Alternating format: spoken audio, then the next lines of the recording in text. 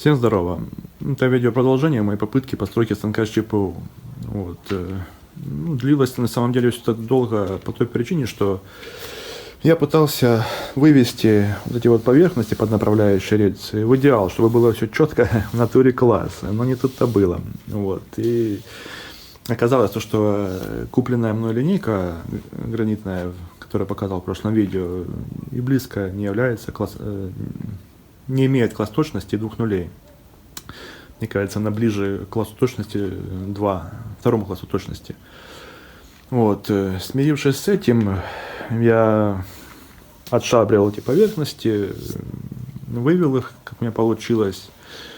И, в принципе, еще, кстати, момент по поводу того, что почему еще не получалось добиться идеальной поверхности. На мой взгляд, идеальной. Это то, что я использовал в качестве подложки под рельсонаправляющую алюминиевую плиту. Сплав АМГ-6, по-моему, уже говорил в прошлом видео. На самом деле получается такая вот ерунда. При перепадах температуры около 10 градусов,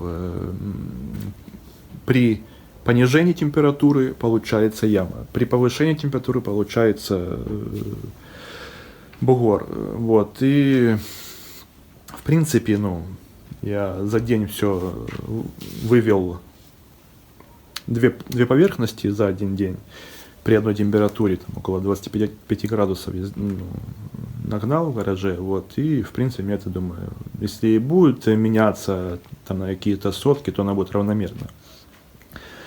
Надо было вообще на самом деле вместо алюминия использовать сталь, потому что коэффициент расширения у стали и железобетона приближен, намного ближе, чем у алюминия железобетона.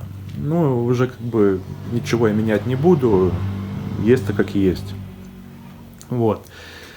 После я измерял направляющие, насчет кривизны, примагнитив индикаторную стойку к каретке, перевернул, собственно, видео видите. Одна рельса у меня получилась в 100 перепад.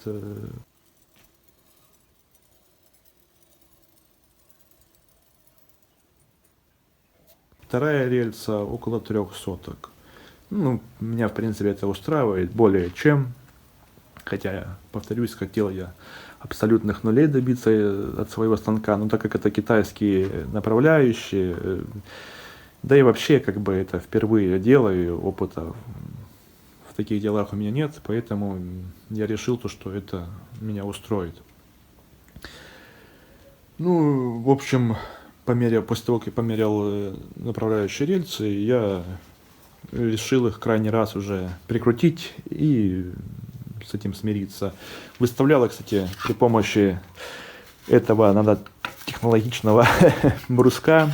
В общем, выставлял я, как упирал в рельсу и, собственно, в эту сторону упирал, распирал там, где нужно было. И, в принципе, мне получилось все вывести достаточно, то есть рельсы одинаково стоят, параллельно, скажем. Видео, видите, насколько точно мне получилось с таким методом, скажем так, выставить их. Собственно, на данный момент... еще по поводу рельс, китайских рельс. После того, как я обкатал их, в принципе, там достаточно точные, меня устраивали, 100 и 3 сотки, разница между ними. Я обнаружил то, что рельса прошлифована неровно, с завалом.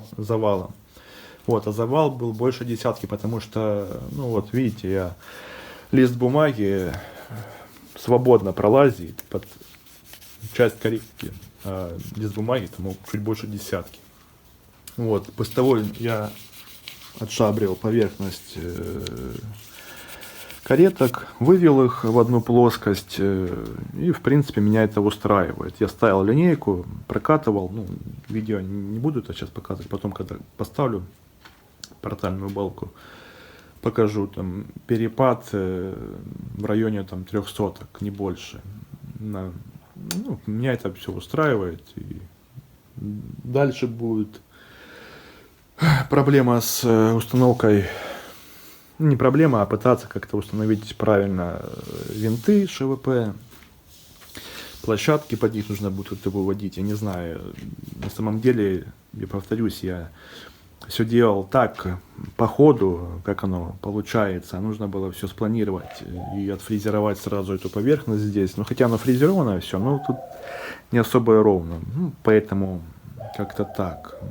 Собственно, осталось, ну, не осталось, а еще нужно прикрутить, выставить винты ШВП и с порталом там тоже есть моменты. В общем, дальше будет видно. На этом пока что все. Не знаю, видео, конечно, ни о чем. На самом деле я хотел сказать то, что линейку я купил плохую, и